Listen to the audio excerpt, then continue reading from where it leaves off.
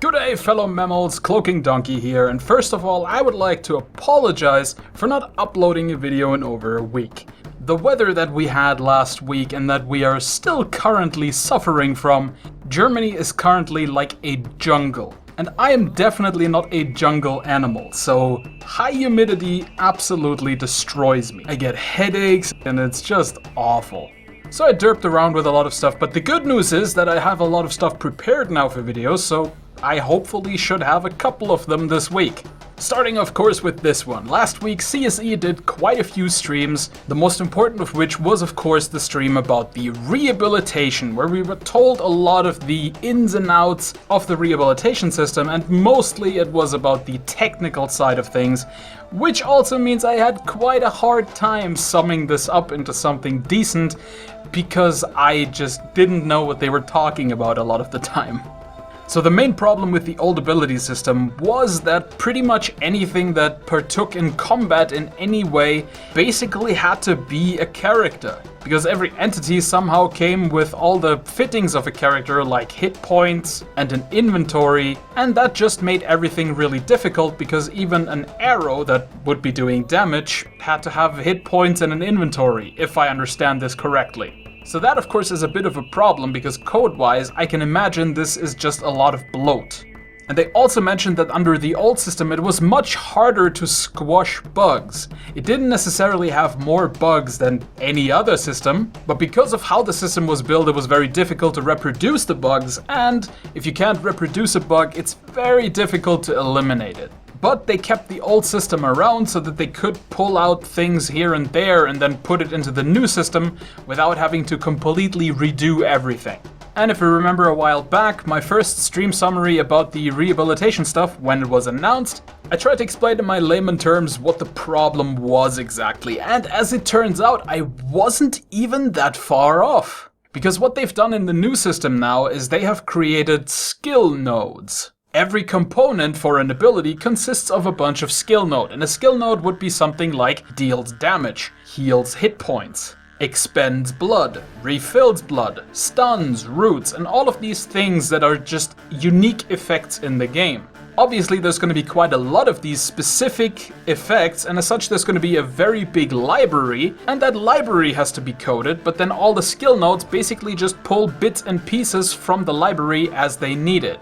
Which is rather similar to how I explained it in the first place, so I'm actually quite proud of myself that I understood this. The great thing about this new system is that the abilities are going to be much easier to implement in the future, because any new ability component is just going to have to pull from the same library of skill nodes that already exists. Sometimes additional skill nodes might have to be added of course, but in general it's going to be relatively easy to make the abilities for all the other classes.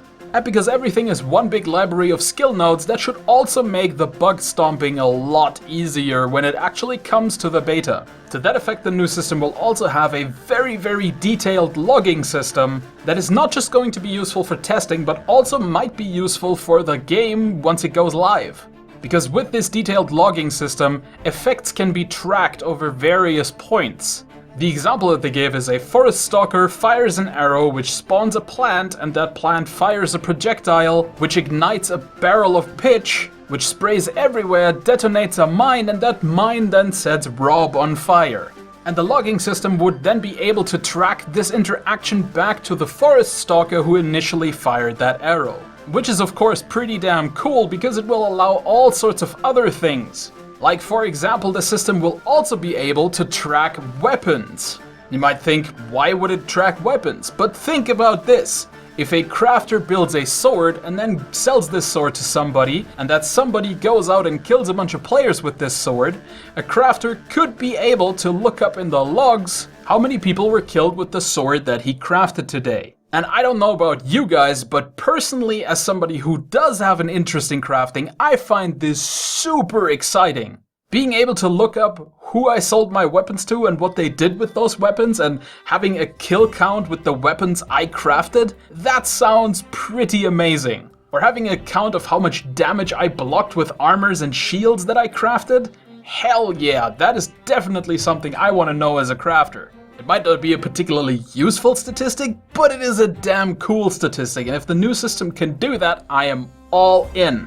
And all of this logging and skill nodes thing is also why the archers were chosen for the first lineup of characters in Beta 1. Because archer abilities, more so than the abilities of other classes, draw on a lot of different skill nodes for drawing and holding the arrow, or loading a specific kind of arrow, quick knock or full draw, the kind of shot that you end up using. All of these things are so varied that it is very important to test them early on so that there's a lot of iteration on this system. And magic, of course, is already tested by having healers, so when the mages then come into the game, all that really has to be tested for them is the air system for their spells reacting with other mages' spells, etc. Another really cool tidbit of information that we got is that aiming is not actually something that is specific to certain classes. Every single character in the game will have an aiming mode, because aiming is just a mode basically. It's when you swap from third person into a first person or over the shoulder kind of thing. As we all know, aiming is not necessary. As we all know, aiming is not entirely necessary for every ability in the game, but some abilities will be aimable, some abilities will benefit from being aimed, and other abilities might have to be aimed. But I think it's cool that the aiming mode is just a thing that every character has. And then we went into the Q&A. And of course, one of the first questions asked was how far along with this rehabilitation they really are. And they actually gave us a number. For the server-side rehabilitation, they are about 90 to 95% done. And for client-side, they didn't give us a number, but they said all the pieces were in place. So I'm guessing they're just waiting for the server side to be finished and then just have to assemble the client side. So judging by how long it has taken so far, maybe a few more weeks and we're done? But let's not get our hopes up too much because it has taken quite a while already now. One of the really interesting things said by Andrew this time around was, old school gameplay is one thing, old school lag is unacceptable. And I could not agree more with this. I really think that people have to separate two things.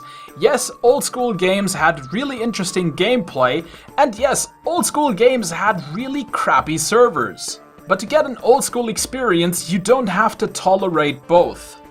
And just because you like the gameplay of old games doesn't mean you also have to like the lag and the crappy servers that came with them. This is something I generally run into when I tell people I really liked vanilla World of Warcraft or I really like old school Dark Age of Camelot. They try to say, oh, but the game was so laggy back then and the servers were crap. Yeah, that's true, but you know, we have moved on and technology has moved on. We can have those same things without all the bad server stuff. Just like a remake of Final Fantasy VII doesn't have to be in the same disgusting polygon art style of the PlayStation 1 era. You can reproduce you can absolutely reproduce old school with new technology. And let's face it, that is some of what we are all excited about when it comes to Camelot Unchained, right? Next we learned that if the server decides an action could not actually be taken after the animation has started playing on a client, the animation will just be cancelled and blended back to the point before you started the skill animation. This isn't necessarily anything new, this is something that happens in pretty much every MMO and even happens in some shooters. Overwatch is a really good example of this, where you will start a movement ability, but some other player has already shot you and the server just hasn't caught up to telling you this. And then you jump in the air and suddenly you get shot and rubber band back down to the ground. A really annoying thing in a shooter, but it is kind of manageable when it comes to MMORPGs. And by the way, most MMORPGs do this sort of thing. And it is in general absolutely preferable to just having a 30 to 50 millisecond delay on everything you do because your client has to wait for the server to respond in any way. Trust me, that is how some games used to work in the past and it just does not feel very good. It just feels laggy. Everything you do feels delayed. Because it is. It is much better to have the client stroke your head and tell you, it's fine, there's no lag, it's all good. And most of the time, it's good. But then sometimes, it's not, and you just get punched in the gut. An interesting question was raised about how many abilities we're supposed to be using on our characters. And the estimate was 12 or more, which could easily go into the 30s and 40s. Now I hope that it doesn't go too far into the 40s, because at that point it's maybe a bit much. But anywhere between 15 and 30 abilities I really think would be fine for a game like Camelot Unchained. We've also learned that there is a maximum of 40 millisecond and on average 20 millisecond lag inherent to the server. So whatever your latency to the server is and your enemy's latency to the server is, add that inherent average of 20 millisecond server lag and you'll end up with the round trip response time. And lastly, we learned that a new UI is in the works, which is good because the alpha UI, it wasn't particularly great. But I mean, that's an alpha, it's kind of not supposed to be amazing. But the design philosophy of having visual and audio cues be more important than having players play the UI basically is still in place. It's still not certain if the body part healing system is going to make it into the game because of course we're going to have to test that first. But they do definitely still want healers to focus more on what's going on than the bars.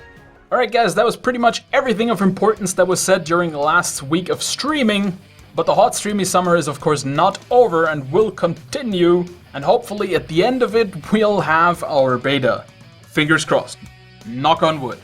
And before I go, yes, I do realize I promised you streaming, and that is still going to happen. I'm just still waiting on my graphics card, because there was a bit of an odyssey. On the first day that I do stream, I will explain exactly why it took me 2, 3 or 4 weeks longer than initially promised.